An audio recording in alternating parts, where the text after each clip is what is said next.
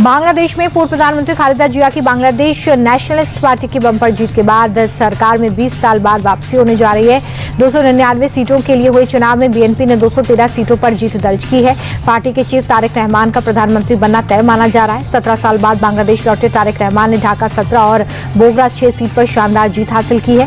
वहीं जमाते इस्लामी के 11 पार्टियों वाले गठबंधन को महज 68 सीटें मिली हैं। एनसीपी को 6 और निर्दलीय या अन्य के खाते में 12 सीटें गई हैं। बांग्लादेश में 20 साल बाद बीएनपी की सत्ता में वापसी हो गई है। प्रधानमंत्री मोदी ने बीएनपी चेयरमैन तारिक रहमान को फोन कर इसकी बधाई दी है।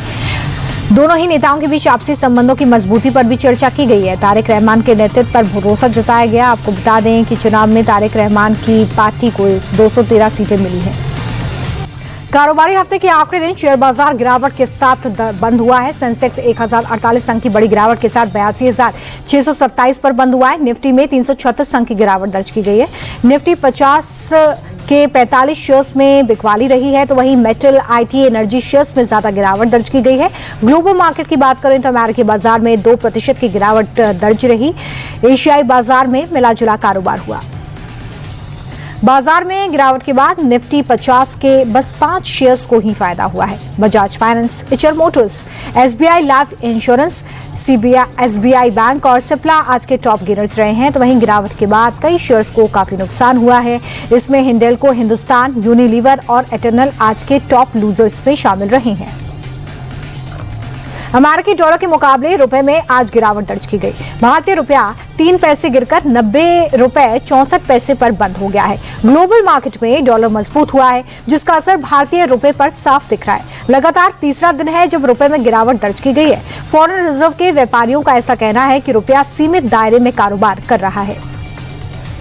सोने चांदी के दाम में लगातार उतार चढ़ाव जारी है। सोने के दाम में आज 1,209 रुपए की तेजी दर्ज की गई है, जिसके बाद 24 कैरेट सोने का रेट 10 ग्राम का रेट जो है वो 1,54,045 रुपए तक पहुंच गया है।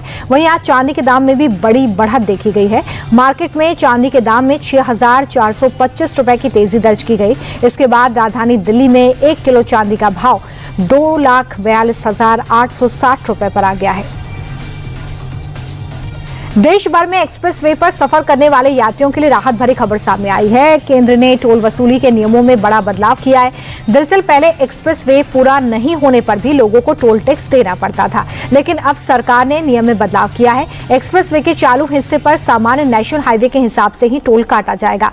पहले एक्सप्रेसवे पर टोल 25% ज्यादा लिया जाता था, चाहे सड़क पूरी बनी हो या फिर ना बनी हो। नया नियम 15 फरवरी 2026 से लागू होगा। जनवरी में रिटेल महंगाई पिछले महीने के मुकाबले बढ़कर 2.75% पर पहुंच गई है। दिसंबर 2025 में रिटेल महंगाई 1.33% पर थी, जो कि 8 महीनों में सबसे ज्यादा है। मई 2025 में महंगाई 2.82% पर पहुंच गई थी। सरकार ने महंगाई मापने के लिए आधार वर्ष को 2012 से बदलकर 2024 कर दिया है। ये बदलाव 1 दशक से ज्यादा समय के बाद हुआ है। कंज्यूमर प्राइस इंडेक्स के ताजा आंकड़े ये बताते हैं कि लोग अब खाने से ज्यादा अपने सर्विसेज पर पैसा खर्च कर रहे हैं।